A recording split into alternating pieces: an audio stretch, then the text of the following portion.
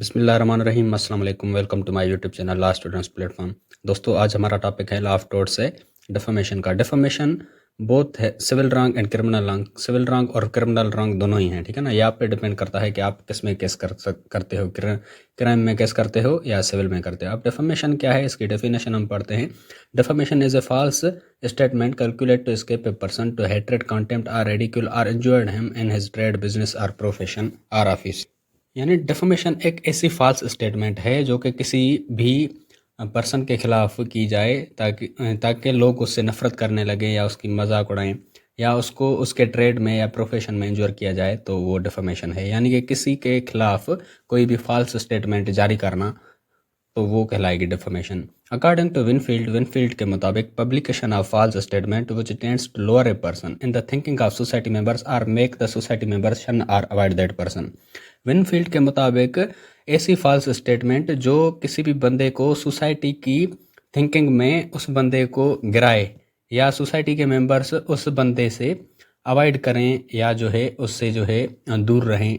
अगर कोई भी बंदा यानी किसी के खिलाफ ऐसी फॉल्स स्टेटमेंट जारी करता है कि जो सोसाइटी मेंबर्स हैं वो उससे अवॉइड करना शुरू कर देते हैं, तो उसको कहा जाएगा कि डिफेमेशन किया है इसके खिलाफ। यानी कि अगर कोई भी बंदा कहता है कि फ़लाँ बंदे को एड्स हैं, हालांकि उसको एड्स हैं भी नहीं, तो यानी कि उसने एक ऐसी फॉल्स स्टेटमेंट फैला दी जिससे जो सोसाइटी के मेंबर्स हैं वो उससे अवॉइड कर रहे हैं, तो ये डिफेमेशन है, ठीक है ना। यानी कि किसी के बारे में कोई फॉल्स स्टेटमेंट जारी करना तो कहलाएगी ये डिफेमेशन है।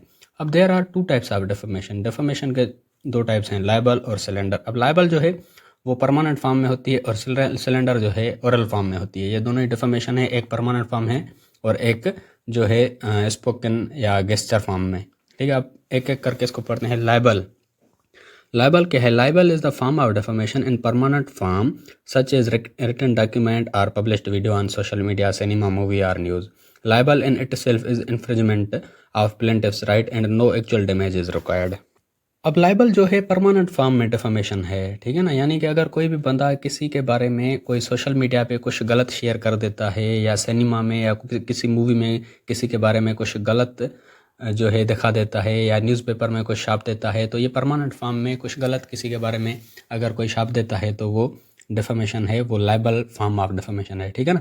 तो लाइबल खुद में ही एक इन्फ्रिंजमेंट ऑफ प्लेंटिफ्स राइट, प्लेंटिफ्स के राइट की जो है इन्फ्रिंजमेंट है। तो यहाँ पर जो प्लेंटिफ है उसको एक्चुअल डैमेज दिखाने की ज़रूरत ही नहीं है, यानी कि जबकि वो है ही परमानेंट फॉर्म में है, यानी कि अगर किसी न्यूज़पेपर में आया है तो वो उसको जो है एक्चुअल डैमेज दिखाने की ज़रूरत है ही नहीं, ठीक है ना। तो यहाँ पर एक केस ला है यूसुफ वर्सेस MGM पिक्चर। इसमें जो है एक जो बंदे की वाइफ है उसके बारे में जो है गलत सलत दिखाया जाता है, ठीक है ना। तो यहाँ पर कोर्ट जो है डिसाइड करती है कि not only speech but also photograph both are liable. यानी कि उस मूवी में जो स्पीच कहा गया है, यानी कि जो स्पीच है वो भी लाइबल है और उसके साथ साथ जो फोटोग्राफ दिखाया गया है वो भी लाइबल है। तो कोर्ट ने ये डिसाइड किया, ठीक। हमारा दूसरा है cylinder. Cylinder is the defamation in oral and transient form. यानी कि डिफेमेशन एक ओरल फॉर्म में जो है डिफेमेशन है, यानी कि अगर कोई भी बंदा किसी को आमने सामने बोलता है, उसको डिफेम करता है और तीसरे बंदे को पता चल जाता है, तो ये डिफेमेशन, ये है सिलेंडर। यानी कि ये टेम्पररी फॉर्म में है। यानी कि अगर मिसाल के तौर पर दो बंदे हैं, पार्टी में खड़े हैं, 3-4 बंदे हैं, तो एक बंदा दूसरे को बेइज्जत कर रहा है कि तुम ऐसे हो, तुम ऐसे हो, और वो जो उसको डिफेम कर रहा है वो झूठी यानी कि चीज़ें कर रहा है, यानी कि उसको कहता है कि तुमको बीमारी है, ये है, और तीसरा बंदा सुन रहा है, तो ये ओरल फॉर्म में ये डिफेमेशन है। यानी कि ये ओरली उसको कह रहा है, ये टेम्पररी है, ठीक है ना। तो डिफेमेशन के लिए ज़रूरी है कि अगर कोई भी बंदा किसी को डिफेम कर रहा है तो तीसरे बंदे को पता चलना लाजमी है। यानी अगर एक बंदे ने किसी दूसरे बंदे को कुछ गलत कहा या गलत उसके लिए कुछ लिख दिया और किसी तीसरे बंदे को पता ही नहीं चला, तो ये डिफेमेशन नहीं कहलाएगा। डिफेमेशन के लिए ज़रूरी है कि तीसरे बंदे को भी पता चलना चाहिए, ठीक है ना। अब slander is the defamation in transient form whether audible in spoken words or visible in gesture, ठीक है ना। Slander is actionable only when plaintiff is able to show the special damages. यानी कि सिलेंडर एक ऐसा डिफेमेशन है जो कि ट्रांजिएंट फॉर्म, यानी कि अगर कोई भी बंदा स्पोकन वर्ड्स यानी कि किसी को वर्ड्स बोलता है तो वो भी डिफेमेशन होता है, लेकिन अगर वर्ड्स नहीं बोलता, उसको कुछ ऐसा इशारा करता है यानी कि गेस्चर करता है, वो भी जो है डिफॉर्मेशन यानी कि सिलेंडर ही होगा, ठीक है ना। मिसाल के तौर पर अगर कोई भी बंदा कहता है कि जब बारिश आता है तो पानी आता है, तो यहाँ पर उसने किसी का नाम तो नहीं लिया, ठीक है ना, लेकिन ये एक किस्म का गेस्चर है, इससे पता चल जाता है कि ये किसके बारे में बात कर रहा है। तो ये भी एक किस्म का सिलेंडर डिफॉर्मेशन है। तो डिफॉर्मेशन ओरल फॉर्म में भी होता है, यानी कि कोई भी अगर वर्ड्स को स्पोक करता है तो वो भी डिफॉर्मेशन होगा, या अगर कोई भी बंदा गेस्चर करता है तो वो भी डिफॉर्मेशन होगा। और कहता है कि सिलेंडर तब भी जो है एक्शनेबल होगा जब जो प्लेंटिफ है वो स्पेशल डैमेजेस शो कर सके, यानी कि प्लेंटिफ को यहाँ प्रूव करना पड़ेगा कि इसने मुझे डिफेम किया है। लाइबल में हमने कहा था कि वहाँ पर प्लेंटिफ को जो है एक्चुअल डैमेज दिखाने की ज़रूरत नहीं है, क्योंकि वो ऑलरेडी एक परमानेंट फॉर्म में है, और liable in it self is infringement of plaintiff right, वो खुद में ही एक इन्फ्रिजमेंट ऑफ प्लेंटिव राइट है, ठीक है ना। तो वहाँ पर स्पेशल डैमेजेस या एक्चुअल डैमेजेस दिखाने की ज़रूरत नहीं है, लेकिन सिलेंडर में आपको स्पेशल डैमेजेस दिखाने पड़ेंगे, ठीक है ना। सिलेंडर में be uttered in the heat of movement and under sudden provocation. जो सिलेंडर है वो कब वाक़ होता है, कभी कभी जो है हीट ऑफ मूवमेंट में भी जो है होता है, और अंडर सडन प्रोवोकेशन, यानी कि अगर 2 या 4 बंदे खड़े हैं और एक दूसरे पे उनको गुस्सा आ जाता है, तो सडन प्रोवोकेशन में वो तीसरे बंदे को कुछ अच्छा बुरा कह देता है। तो यहाँ पर भी डिफॉर्मेशन हीट ऑफ मूवमेंट में भी होती है, ठीक है ना। अब हमारा है एसेंशियल फॉर डिफॉर्मेशन, यानी कि अगर किसी भी बंदे ने किसी के खिलाफ डिफॉर्मेशन किया है तो उसमें ये 3 चीज़ें होना लाजमी हैं, तभी वो डिफॉर्मेशन कहलाएगी। पहला है words must be false and defamatory, जो वर्ड्स उसने बोले हैं वो फॉल्स हों और डिफॉर्मेटरी हों, ठीक है। और दूसरा है the said words must be referred to the plaintiff, जो उसने वर्ड्स बोले हैं वो प्लेंटिफ की तरफ इशारा करते हों। यानी अगर किसी भी बंदे ने यानी कि डिफेंडेंट ने जो वर्ड्स बोले हैं और प्लेंटिफ ने उस पर केस किया है, तो डिफेंडेंट ने जो वर्ड्स बोले थे वो प्लेंटिफ के लिए ही बोले हों, किसी दूसरे बंदे के लिए नहीं बोले हों। और तीसरा है words must be published, published का मतलब है स्पोकन भी, यानी कि जो वर्ड्स हैं वो पब्लिश्ड होने चाहिए, ठीक है ना। अब हम इसको एक एक करके पढ़ते हैं। Words must be false and defamatory, जो वर्ड्स हैं वो फॉल्स और डिफॉर्मेटरी होने चाहिए। यहाँ पर हमारा एक केस ला है South India railway versus Ramakrishna 1890। यहाँ पर ट्रेन में रामकृष्णा जो है ट्रेवल कर रहा होता है, तो जो रेलवे गार्ड होता है वो टिकट के लिए आता है, ठीक है ना।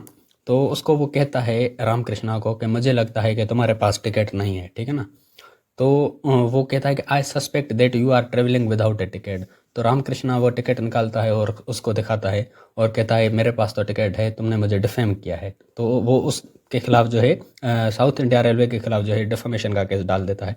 तो जज वहाँ जो है डिसीजन देता है, जज कहता है कि भाई जो रेलवे गार्ड था उसने बोनाफाइड वे में यानी कि गुड फेथ में आपको बोला कि मुझे लगता है कि आपके पास टिकट नहीं है, क्योंकि बहुत से लोग उस वक्त जो है टिकट के बगैर सफ़र करते थे। तो उसने बोनाफाइड वे में बोला, ये कोई डिफेमेटरी नहीं है। हाँ, फॉल्स जो है स्टेटमेंट है लेकिन डिफेमेटरी नहीं है, उसने आपको बोनाफाइड वे में बोला, तो ये डिफेमेशन नहीं होगा, ठीक है ना। यहाँ पर एक टर्म है इन्यूएंडो। इन्यूएंडो क्या है ये भी एग्जाम्स में आता है।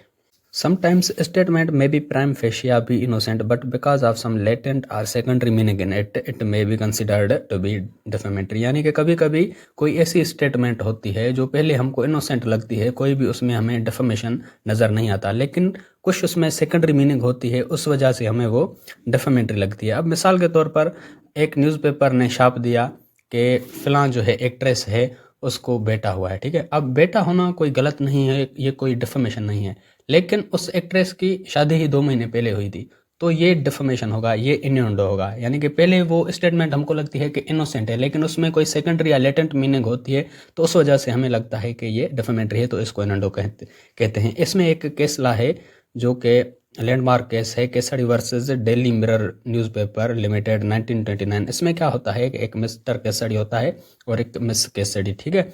अब मिस्टर केसरी जो होता है वो अक्सर अपनी बीवी के साथ नहीं रहता, वो अक्सर अपने काम से होता है, ठीक है। तो जो मिस्टर केसरी है एक दिन उसकी जो है एक दूसरी लड़की के साथ तस्वीर निकाल के डेली मिरर न्यूज़पेपर वाले छाप देते हैं कि इन लोगों की जो है एंगेजमेंट हो गई है। अब एंगेजमेंट होना कोई गलत बात नहीं है, लेकिन उनकी वो एंगेजमेंट होती नहीं है, और जो मिस केसरी है यानी कि केसरी की जो पहले से ही बीवी थी उसको उसके दोस्त जो है चढ़ाते हैं कि कहते हैं कि ये तुम्हारा जो है तुम्हारे पति की जो ये न्यूज़पेपर आई है, ठीक है ना, न्यूज़पेपर में ये न्यूज़ आई है कि वो उसने एंगेजमेंट कर दी है, जबकि आपके पति की ऑलरेडी शादी हुई है। तो मिस केसरी जो है डेली मिरर न्यूज़पेपर के खिलाफ जो है केस कर देती है इन्यूएंडो में। तो वो कहती है कि इस न्यूज़ की वजह से मैं बहुत डिफेम हुई हूँ, हालांकि मेरे पति की एंगेजमेंट उस लड़की से हुई भी नहीं। तो इन्यूएंडो का ये मिसाल था, पहला मिसाल मैंने आपको बताया और दूसरा ये था। तो वहाँ पर जो कोर्ट ने यही डिसीजन दिया कि ये डिफेम है, डेली मिरर न्यूज़पेपर को इसके डैमेजेस पे करने पड़ेंगे, ठीक। और हमारा दूसरा सेंक्शन है words must be referred to the plaintiff. यहाँ पर हमारा जो वर्ड्स हैं वो प्लेंटिफ की तरफ होने चाहिए, यानी कि प्लेंटिफ के लिए ही बोले गए हों, ठीक है। यहाँ पर हमारा केस ला है हाल्टन एंड को वर्सेस जोन्स 1910 में जो है हैपन हुआ था। इसमें क्या हुआ था कि एक मूवी थी, ठीक है, उसमें उस मूवी वाले ने एक नाम का इस्तेमाल किया जो आगे चल के किसी बंदे के लिए डिफेमेशन का सबब बना, ठीक है ना। तो मूवी वालों ने कहा कि हमने जो ये नाम का इस्तेमाल किया है हमने प्लेंटिफ के लिए नहीं किया, ठीक। तो प्लेंटिफ ने कहा कि इन्होंने मेरा नाम इस्तेमाल किया है। मूवी वाले कह रहे थे ये कोइंसिडेंट है, हमने जानबूझकर ये नाम इस्तेमाल नहीं किया। तो कोर्ट ने कहा इस सिचुएशन में for such situation defendant must prove that words had been published by him were published innocently, यानी कि यहाँ पर डिफेंडेंट को ये प्रूव करना पड़ेगा कि जो वर्ड्स इस्तेमाल किए गए हैं मूवी में या उसकी तरफ से वो इनोसेंटली पब्लिश्ड हुए थे, और and that as soon as he came to know that these words published by him resulted in the defamation of plaintiff in offer of amend a suitable correction and an apology was made. और जब उस बंदे को पता चले कि जो मेरे वर्ड्स इस्तेमाल हुए हैं वो किसी के डिफेमेशन का सबब बने हैं, तो उसको चाहिए कि वो एक सुटेबल करेक्शन करे या एक माफ़ी मांगे, माफ़ीनामा जारी करे, ठीक है ना। तो वहाँ पर कोर्ट ने यही कहा था कि भले ही आपने जो है इनोसेंटली वो उसका नाम इस्तेमाल किया है मूवी में, लेकिन ये नाम प्लेंटिफ की डिफेमेशन का सबब बना है, तो आपको एक सुटेबल करेक्शन या एपोलॉजी जारी करना चाहिए। लेकिन अगर वो नहीं करता तो ये भी तो डिफेमेशन होगी ना। लेकिन यानी कि अगर कोई बंदा कहता है कि हमने ये इनोसेंटली किया है और इसको डिफेम करने के लिए नहीं किया और वो माफ़ी भी नहीं मांग रहा है, तो ये डिफेमेशन होगी। लेकिन वो सुटेबल कोर्ट ने जो डिसाइड किया कि आप एक सुटेबल करेक्शन या एपोलॉजी को जारी कर दें, तो यहाँ पर उन्होंने ये फैसला किया, ठीक है। अब यहाँ पर दो टर्म्स हैं, defamation of class of person और डिफेमेशन ऑफ डिसीज। अब defamation of class of person नहीं होता, यानी कि अगर कोई भी बंदा किसी भी क्लास के बारे में कुछ कहता है, यानी कि कहता है कि सारे वकील झूठ बोलते हैं, तो ये डिफेमेशन का केस नहीं होगा। यानी अगर कोई बंदा कहता है कि सारे डॉक्टर्स की राइटिंग ख़राब होती है, तो कोई भी डॉक्टर आके डिफेमेशन का केस नहीं कर सकता। तो defamation of class of a person नहीं होता। और डिफेमेशन ऑफ डिसीज्ड पर्सन, यानी कि अगर कोई भी बंदा मर गया है तो और उसके लिए भी कोई अगर कुछ बोलता है तो वो भी डिफेमेशन का केस नहीं हो सकता, ठीक है। लेकिन अगर कोई भी बंदा किसी मरे हुए आदमी के बारे में कुछ बोलता है और उसके बोलने की वजह से उसके जो हीयर्स हैं, उसके जो वारिस हैं, उनकी डिफेमेशन होती है, तो उसके हीयर्स उस पर केस कर सकते हैं, लेकिन डिसीज्ड पर्सन की डिफेमेशन नहीं होती, ठीक है। और हमारा तीसरा है the words must be published. जो वर्ड्स हैं वो पब्लिश्ड होने चाहिए। अब पब्लिश का मतलब है publication means making the defamatory matter known to some person other than person defamed. जो पब्लिकेशन है इसका मतलब ये है कि अगर कोई भी, जैसे मैंने शुरू में आपको बताया, यानी अगर कोई भी बंदा जो डिफेम हुआ है और जिस बंदे ने उस बंदे को डिफेम किया है, उन दोनों के अलावा तीसरे बंदे को भी पता चलना चाहिए, तभी डिफेमेशन होगी। तो पब्लिकेशन का मतलब यही है कि जो डिफेमेटरी मैटर है वो किसी थर्ड पर्सन को भी पता होना चाहिए। यानी यहाँ पर एक और केसला है टीजे पुनिन वर्सेस MC वर्गीज़ 1970 में हैपन हुआ था। इसमें क्या होता है कि एक जो हस्बैंड होता है वो अपनी वाइफ को एक लेटर लिखता है, ठीक है। उस लेटर में वो अपने फादर इन लॉ यानी कि ससुर के बारे में कुछ गलत सलत लिखता है और वो बीवी को भेज देता है, ठीक है। अब उसकी बीवी क्या करती है, वो लेटर देख के अपने जो है बाप को दिखाती है कि इसने ये आपके बारे में लिखा है। उसका बाप उस पर डिफेमेशन का केस कर देता है। तो वहाँ पर जो कोर्ट डिसीजन देती है कि privilege communication between husband and wife can not be disclosed in criminal law, so court does not made husband liable for the defamation. Court ने कहा कि जो हस्बैंड और वाइफ के बीच में प्रिविलेज कम्युनिकेशन होती है उसको डिस्क्लोज नहीं करना चाहिए, ये एक क्राइम है। तो यहाँ पर उसने जो है उस जो हस्बैंड को डिफेमेशन के लिए लायबल नहीं ठहराया, ठीक है ना।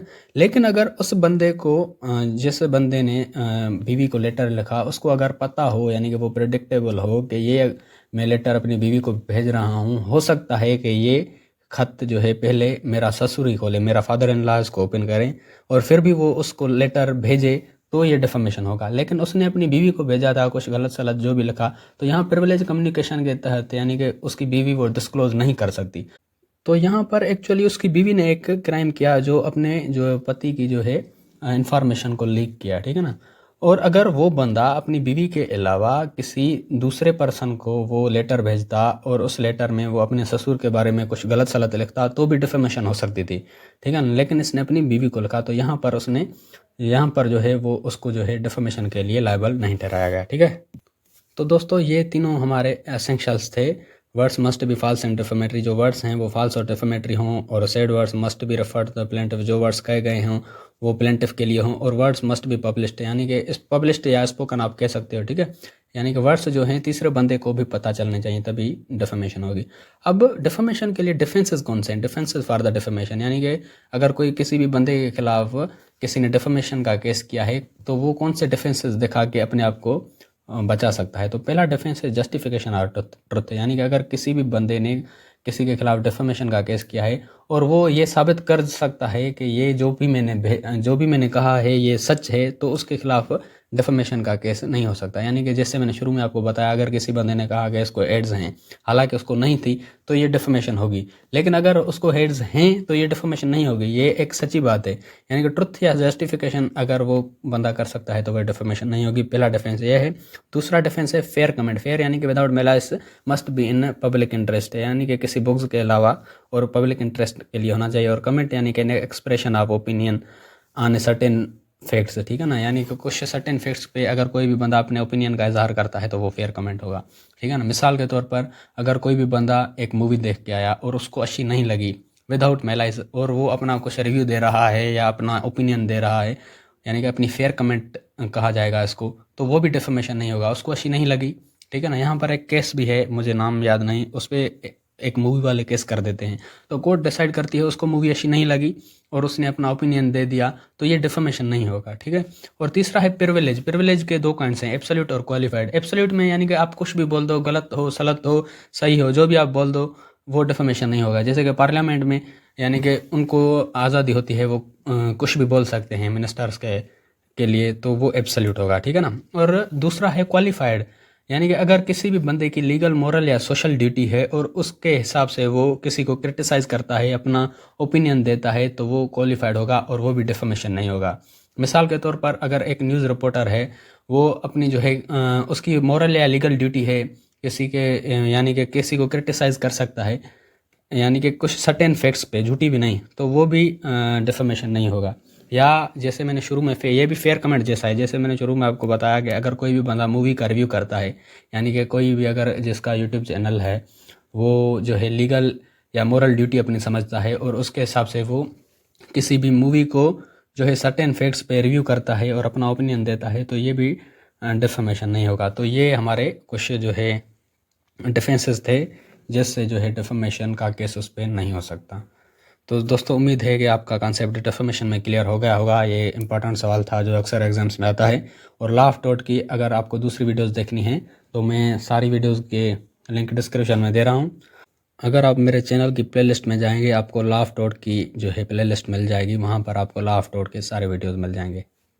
अगर आपको लॉ के रिगार्डिंग किसी भी टॉपिक की वीडियो चाहिए तो वो टॉपिक लिख के साथ में लॉ स्टूडेंट्स प्लेटफॉर्म लिख के यूट्यूब पे सर्च करेंगे तो आपको सबसे पहले मेरी ही वीडियोस मिल जाएंगी, जिससे आप अपना इजीली कॉन्सेप्ट क्लियर कर सकते हैं।